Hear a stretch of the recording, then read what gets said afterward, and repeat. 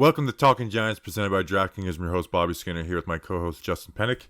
And this is probably the episode that's going to be dated the quickest because we're waiting for the GM hire, which will probably happen by the time you're listening to this episode. So we figured we'd put in the position review people care about the least, the tight end review, and we'll do a little quick talk about rumors. Justin, how you feeling going into the Friday where we think our GM will be hired between Joe Schoen, Adam Peters, and Ryan Poles? Yeah, Bobby Skinner. I have a feeling that an emergency episode is going to need to come Friday morning, Friday afternoon. So, keep an eye out for that. If you're taking a weekend trip anywhere, we got you. We got you. Hopefully there's going to be a new GM that's going to be hired. Bobby, we're going to the Senior Bowl in like 9 days. Doesn't feel like 9 days. There's so much shit that we got to do before then. Got a lot of reports done. We got to get a lot of reports done and stuff like that.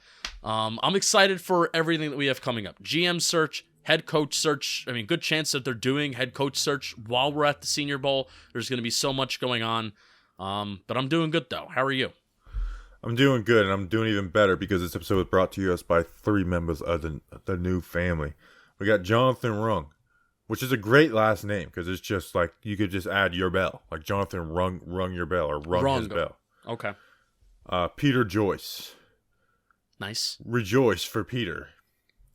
And then we got Matt with no last name. I feel like that's like our 5th Matt with no last name. Like it's okay. Matt just seems like a name. I guess people don't want their identities revealed. Justin, who are these Rejoice and bell ringers? Sketchy Matts. I'll tell you what. Patreon.com/TalkingGiants. You get some stickers. Bobby will send you some stickers, some magnets, either one of those. You also get entered into shirt raffles twice a month. And if you do an extra tier, if you do the $10 tier, you get even more access to shirt raffles. And there's less people, so you're more likely to win. And you get to hang out with us and watch the shows live and hang out with us and chat with us. Patreon.com/TalkingGiants. Thanks to our patrons. Love you. All right, so this will be probably the shortest episode in Talking Giants history. We're going to do our tight end review. First, Dan Quinn was requested as an interview. Can I say, I just don't understand. I can understand Dan Quinn getting a interview or 2 interviews. I don't understand why he seems to be like the hot commodity, where like it seemed like destiny for the Broncos as soon as the season was over. Like he's like the hot name on the market right now. Everyone wants to interview Dan Quinn, and I don't know. I view him as like in Atlanta as like an objectively bad head football coach. Like I know they went to the Super Bowl and they lost Kyle Shanahan and fell apart. And he didn't work hand in hand with Kyle Shanahan. Totally threw me off there. Yeah, like his defenses were bad for a long time in Atlanta. Yeah, Dallas was like the exception, and there's a caveat to the Good Dallas. job, but it's like do we? I just don't. I'm surprised that he's getting all this head coach love. Yeah, there's a caveat. There's a little asterisk that you have to put with that Dallas defense. I certainly was hyping him up during the regular season, but then I thought of this. I saw some other people bring this up. Defensive turnovers is not really a thing that is stable on a year-by-year basis, like predicting turnovers and how well a defense does enforcing those turnovers.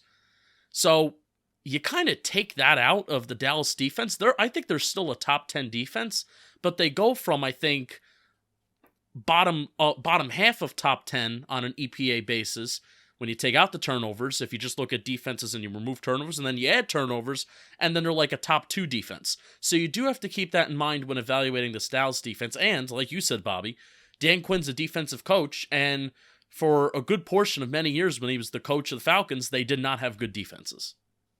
Yeah, it's just, like, again, I'm not mad that he's getting an interview opportunity, but it's just, I'm just talking about, like, just NFL big picture. Like, why is Dan Quinn so, like, highly coveted after? Like, if anything, Gus Bradley deserves more of a shot than this guy, I think Vic Fangio deserves more of a shot than Dan Quinn. Like, if Vic Fangio was our head coach, I would be happy with that. Obviously, I still want to go offensive-minded, but, like, Vic Fangio over Dan Quinn 10 times out of 10 without even blinking. Even 10 times out of 10 over Brian Flores, who, it seems like the Giants will probably have some type of interest in. So that's, it just doesn't make any sense why Dan Quinn is getting all this love. And we went through this GM search, but like I think we're gonna feel good about our options, like what should we do about our 3 options at GM that we're talking right now. Head coach, it's like, man, there's some good options out there too. If Dan Quinn is our head coach, I will be disappointed. Like I'll give him his fair shot, and and you judge it as it go. But I just feel like that would not be the best hire. Yeah, it would depend on the offensive coordinator for me. I won't get automatically disappointed. But because did he call the defensive plays in Atlanta? I don't quite know. Yes, but, and then he gave it to Raheem Morris, but yes, he was responsible for those defenses. Yeah, but I'm with you. I wouldn't come on the show and I wouldn't be slamming my fist against my desk, but it would just be like I felt like we could do better, and I think the whole point. I think if the Giants and John Mara say we want things to be new, I think everybody should be new. And I think we should just try it. We should try to forge our own path of the McVays of the world, of the Kyle Shanahans of the world. John Lynch was new. Shanahan was new. We should try to forge the path of if we want everything to be new, then make it new. Don't try to half-ass it with the head coach and retread that we already know what he kind of is. But I'm fine with retreads because you look around the NFL, like, I remember during the 2020 coaching search, I brought up the stats. I was like, look at the Super Bowl champions over the last 20 years. It's like over 50% were retreads. Now, Bill Belichick contributed to that a lot, but like it's basically half. So I'm fine with the retread. Like Brian Flores, like do we even count Bill Belichick as a retread? Because didn't the Browns like disassemble as a franchise for a little bit and then they like came back? He got fired. He's a retread. Okay. But like you'll look around the league, like Andy Reid is a retread. Yeah. I was making the case for Ron Rivera when I was saying that. So I got no problem with that. It's just Dan Quinn. Yeah, like Dan Quinn hasn't shown me enough to like Doug Peterson would be more intriguing to me than Dan Quinn. Yeah. Also, are we just a question for you? Number one, we're not excited about. Hey, Dan Quinn, is this the first head coach that we're announcing that we're going to request an interview? So that's number one. So we address that. But then number two, I'm okay with just requesting to interview him because I think it's coming from all three of these GM candidates, these final GM candidates that are left. I think ownership got the impression that Dan Quinn is on their list of guys that they would interview if they got the job, and that's why they requested him, right? Not that ownership is meddling. Is that no? Yeah, that didn't raise any eyebrows because they seem to be doing the right thing, and reports are coming out that they are doing the right thing and giving GM full control. So it just seems like they're kind of getting ahead of like, hey, we're gonna have a GM here in the next few days. Let's go ahead and shoot that request in.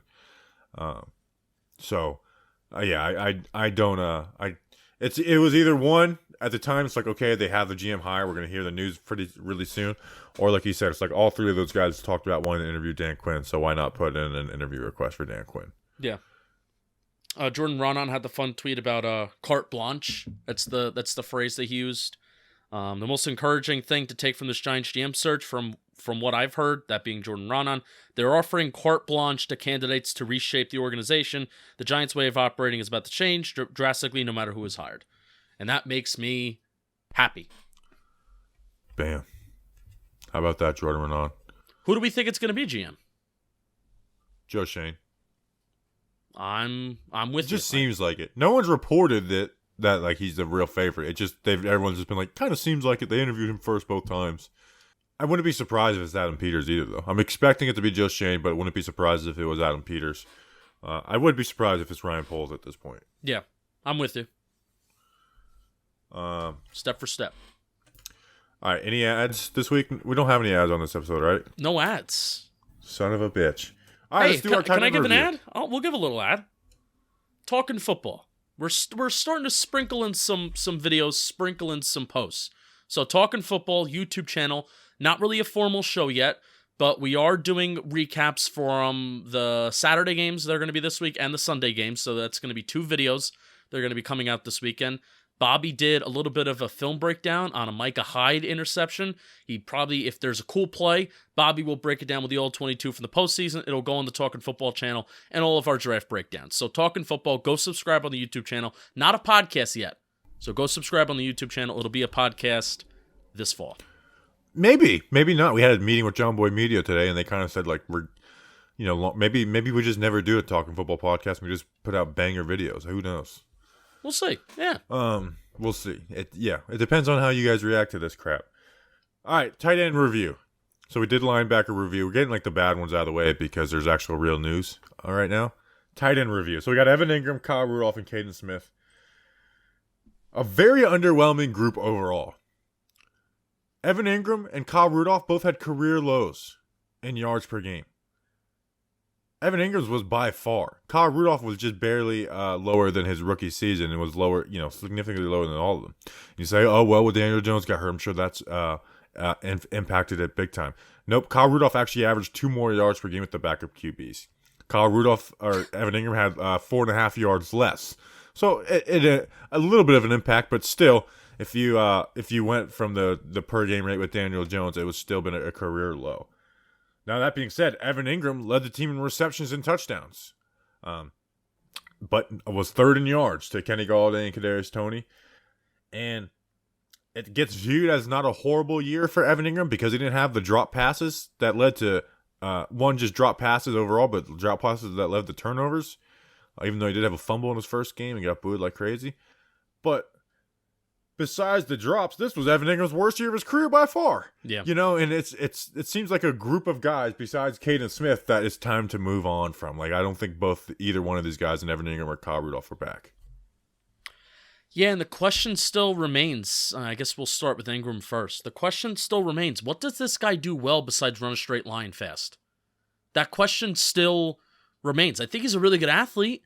Think he can provide something for a good offense, but I think that offense already needs to be good. I don't think Evan Engram makes the offense a good offense. I think you already need to have a good offense, and then Evan Engram can fit somewhere. So, what does Evan Engram do well besides run a straight line well, Bobby? He doesn't do any. It doesn't. Yeah. He's a mediocre at best route runner. He does have bad hands. He floats in times where it's like you need awareness. There was one screenplay with Andrew Thomas, and it was the Eagle game. Yeah, and Andrew Thomas washed his guy, and Evan Engram just keeps floating. We even go back to the preseason game where, like, that interception by Daniel Jones versus the Patriots, and it's like, Evan Engram, stop floating. Like, find a hole and sit in it. And again, like, he just hasn't, since 2019, he hasn't been a good player. Again, congrats on not getting the drops this year, but he had 46 catches this year. In 2020, he had 63. 408 yards. In 2020, had 654.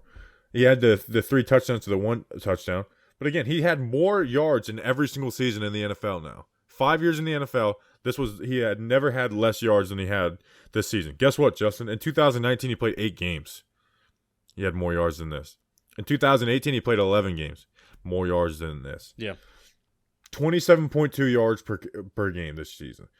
That's to the rest of his career, 40.9, 58.4, 52.5, 48.1. So none of us were expecting Evan Engram to have some huge role, but as his role got a little bigger with injuries, it's like, yeah, he didn't have the drops and had a decent game here and there, but it's just like he's not a good player, and he's not a player that the Giants should re-sign with the cap situation they're in. No, and like Bobby said, 2018, he played in 11 games, 22 first downs. 2019, 23 first downs when he played in 8 games. This year he played in 15 games. It's 21 first downs. It's it's 1 first down and 2 first downs less than what he did this year, or more. I would say more than what he did this year. And also the yards after the catch per reception, despite his average depth of target being the lowest of his career at 5 yards, the yards after the catch per reception is also the worst of his career at 4. 4 yards after the catch per reception, when every single year has been more than 5.5, besides 2020 being 4.7. And we knew last year. Well, even total yards per catch was the worst of his career, too. Yeah. So, just it's tough. He's in a tough spot. Whether last year I would say, yeah, it's a little bit more on him with him dropping the ball and, so many interceptions being on him and so many turnovers being on him. Pro Football Reference has him on the hook for 2 interceptions when targeted this year instead of 6 the previous year.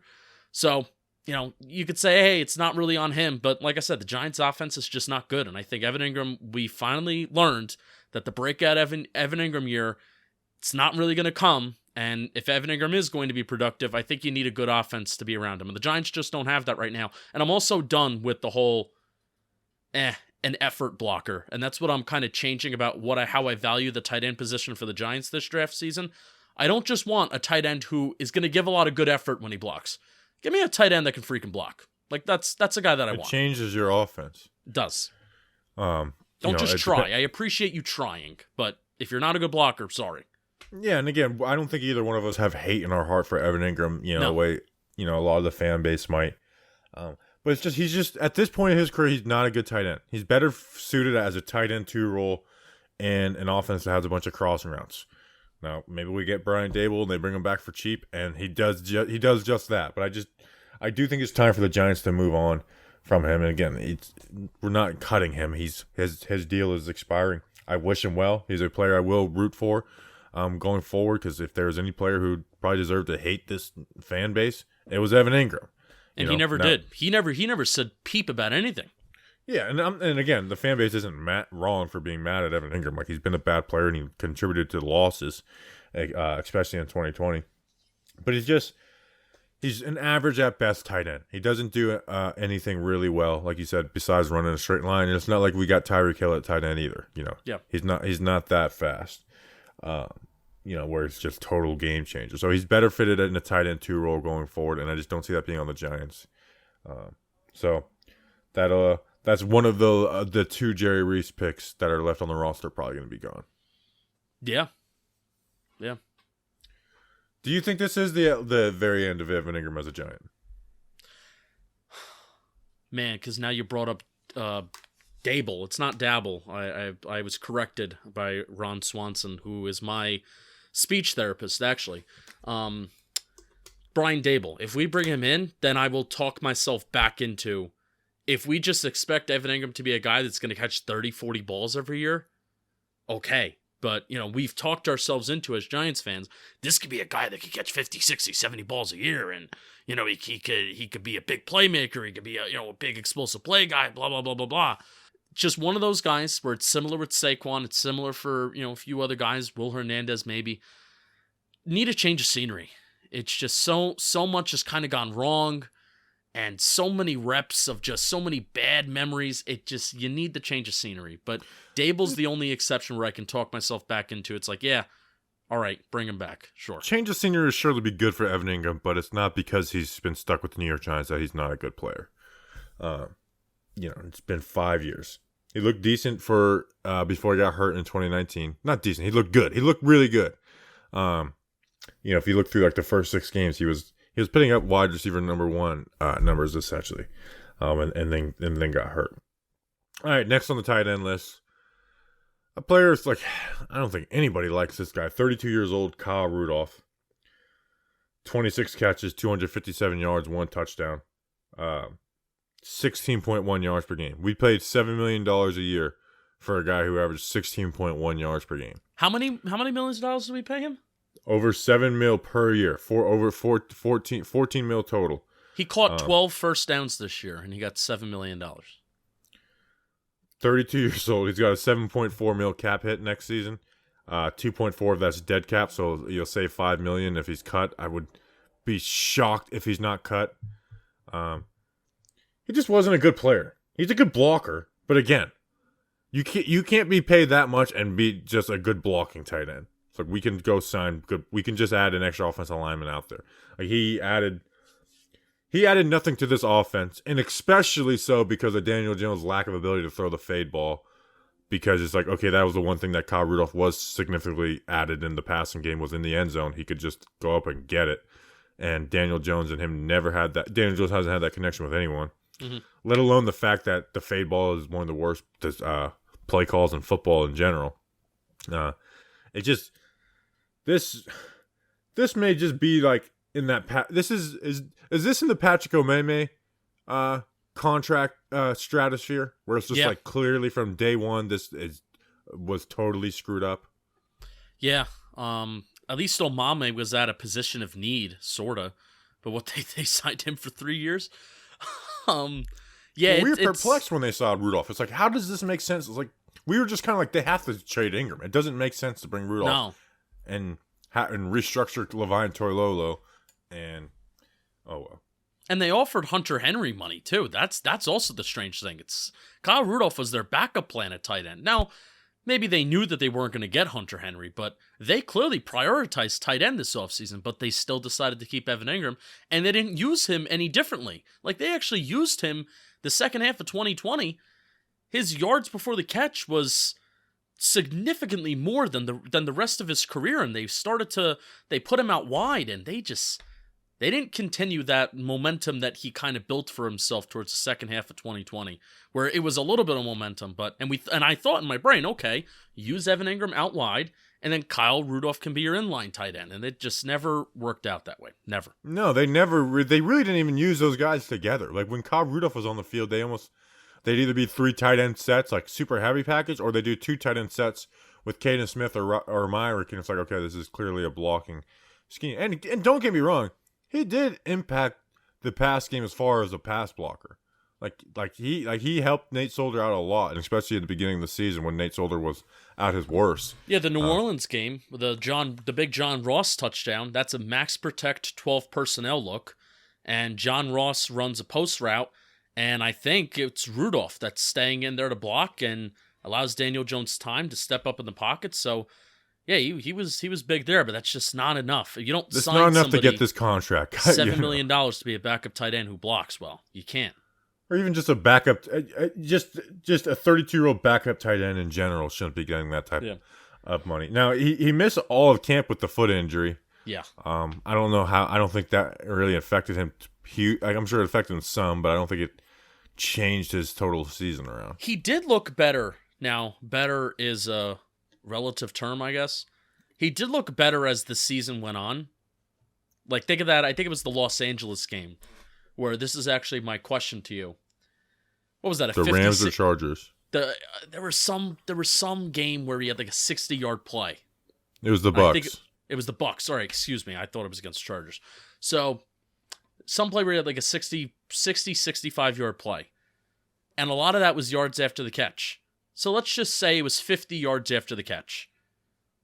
I want you to guess right now how many total yards after the catch Kyle Rudolph had this year. Remember, 50 of them came on one play. About. 68. No, a little bit more. 137. But still, really I mean, think of how bad that is. And I mean, compare it to 2020 where he played in 12 games, 164 yards after the catch. 2019 and 2018, he played a full season. He had 190 in 2019 and then 245 in 2018. So, I mean, 137 total yards after the catch, and 50 of them came on one play. It was one catch for 28 yards in that game. We got to figure out, I really think it's the Chargers game. What game was the really big play that he had? Oh, it was the Chargers game with Mike Lennon. You're right. Good for me. Let me find the long from that game. Now I remember it. Good for me. Proud of myself. Let's see. What do we got? His long in that game was 60. 60. But it was probably like 40 yards of... Yeah, I'm gonna go 45-50. That's my guess. Word up. Probably closer to 45. So, yeah. He's cut. He's cut. He's gone. And I'm not missing him even in the slightest.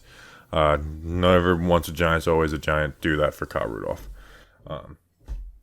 And the whole Kadarius Toney and Dallas thing, I don't want to get too deep into that, but that just bothered me the way he kind of instigated that a little bit and then walked away and clearly didn't care at all. Like turned around, saw that there was a fight happening and that his teammates were in a scrum. Just didn't even react. Nope, just turned around, walked to the sideline. And he killed Daniel Jones.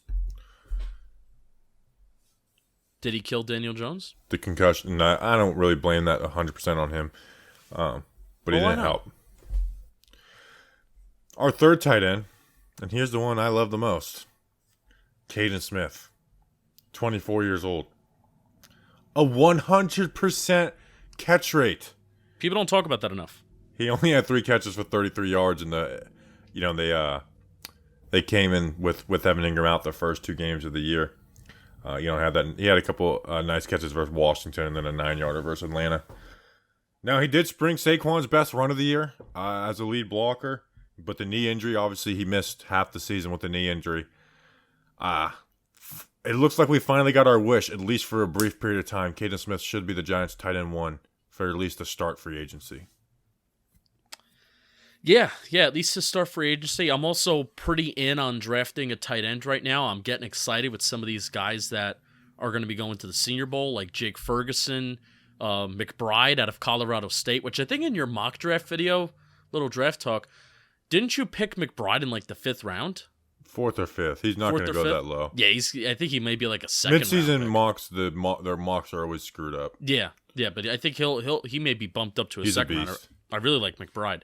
So, yeah, Kaden Smith, I like him, love him.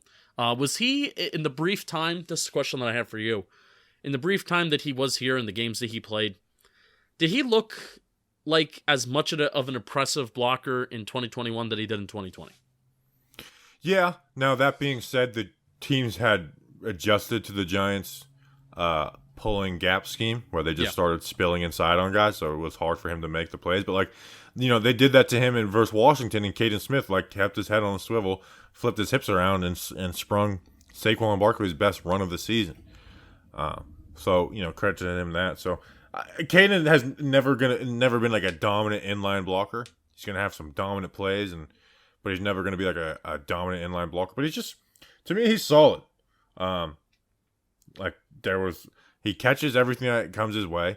You know, let's go. We talked about preseason with Evan Engram. You remember the preseason catch Kaden Smith had? It's like the best catch of the year. Every time Kaden Smith has had an opportunity, no one has walked away disappointed. You know, I'm not. If you want to go hear my whole spiel on Kaden Smith, go back to our tight end review last season where I broke down the 2019 versus 2020. Like, got really fired up about it and had like 2 days worth of tweets about it because I got so fired up about it. But again, I've never walked away from a Kaden Smith game being disappointed. Man, is the season any different? Probably not, but is the season might be, because this reflects on what we do over the offseason.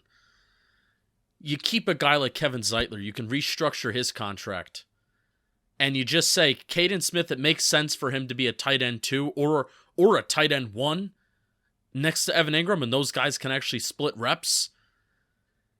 You keep a guy like Kevin Zeitler, and Kyle Rudolph never steps foot in the building. I mean, how different is the offensive line? And therefore, how different is the season? Yeah.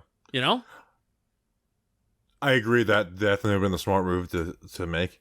But you brought it up, and I know this isn't what your point was. Kevin Zeitler clearly didn't want to be a New York Giant anymore. And, Nick Gates was better than Kevin Zeitler at the end of the last season.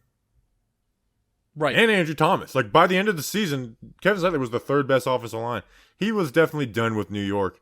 And he basically admitted in a Ravens presser the other day, he's like, kind of revitalized my career coming over here. Yeah. So, I mean, I'm happy for him. We love Zeitz. But they shouldn't have used that money on Kyle freaking Rudolph. They should have done something else. They should have invested in a different type of guard. I don't know who was out there, but not freaking bringing in Kyle Rudolph. That pisses me off so bad. Yeah, because it makes all the sense in the world to not do what they did, especially when you look at who Kaden Smith is. And Kaden Smith is I don't think he's a game changer, but he's a cheap option, and he's definitely not a game changer. He's a reliable football player. I think the one thing that you can look at Kaden Smith is, not exciting, kind of boring, but reliable. And I think that's what you're looking at out of your tight end 2, not $7 million. How about that? Yes, $7 million for Kyle Rudolph. All right, do you have anything? Chris Myrick, we are a Chris Myrick podcast, but he's on the Bengals. Bengals, I've won every playoff game that he's been a part of. True. Coincidence? I think not. Was there any other straggler tight ends we had on the roster this year? I don't think there was. I think it was I feel like there was a guy practice squad from the Patriots, or was that Myrick? That was Ryan Izzo. He never made it to the Giants game. Myrick was liked more than him. But when we lost Myrick, did we pull anybody up that last game? I don't think so. I think we just rolled. I think we just rolled with the 2. Did Adam Trotman get any reps? Let me see. Adam Trotman. This is where we're at, huh? We're reaching. Let me go through Giants roster real quick. I'm closing my computer. I'm done with it. Let's see. Oh, by the way, me and Andrew Thomas turned 30 on Saturday. And guess what? Someone got me for it. What did someone get you? An Andrew Thomas jersey. Can I just admit something to the world? I did not wish you a happy birthday. It's not my birthday yet. Oh, I thought you said Saturday. It was this past Saturday. No, it's this Saturday. Oh, okay. Then I'm not a bad guy, and I will wish you a happy birthday. Or Jake Hosman, not Adam Trotman. You should have went with it and acted like your birthday was this past Saturday. Yeah, I definitely could have done that. Missed opportunity. See. Jake Hosman. Did we bring back Ravine Toilolo? Nope. I mean, we may have to, just because of depth. Like, what money do we have, and are we going to spend 2 draft picks on a tight end? Undrafted free agent. There you go. That's what we'll do. Let's see. Jake Hosman, Pro Football Reference stats. Did he play any snaps? No. No way. Nope. He didn't. No way. But I thought he might have been, a call-up one game. He wasn't. So, yeah, we hit every single tight end, which is Look impressive. at that. What's going to be the next position? I probably won't be for a couple of weeks because we're about to hire a GM and start the head coach search. Yeah. And the Senior Bowl. We're probably not going to do a position review for another 3 weeks. This is true. So we got the ones that no one wanted to hear about, inside linebacker and tight end, out of the way. Like we got the filler ones out. So what are we going to? They're actually important ones next. Yeah, offensive line is always an important one. Daniel Jones is always the last one we do. You know what? Maybe or do we do cornerbacks and safeties together? I don't think we did because they were such separate positions with the Giants. Okay, then maybe we could do like safeties next, and we can have like a Xavier McKinney, Logan Ryan, Julian Love conversation, and where do we see the position going forward? There's some good safeties at the Senior Bowl too that I'm excited about. There's somebody from Penn State who I like. See, I haven't even watched the DBs. When we have Michael Coe on, I'm going to be like, all right, you're a DB. You run the Senior Bowl. Talk to me about some of these DB. Get me excited on some. Besides Jalen Petrie out of Baylor. I love Jalen Petrie. So, all right, that's an episode. We'll be back whenever we get this GM. Again, you probably listened to that episode before you listened to this one, and especially the end of this one, if we're being completely honest. And if you've listened to the end of this one, I legitimately love you, and I thank you for supporting us. Because if you listen to the end of this episode, you are real deal Talking Giants people. So we do appreciate you guys. We'll be back when we're back. Enjoy a weekend. Hopefully Andrew Thomas and me get a nice relaxing birthday, but probably not because of the Giants GM. Until then, let's go Big Blue.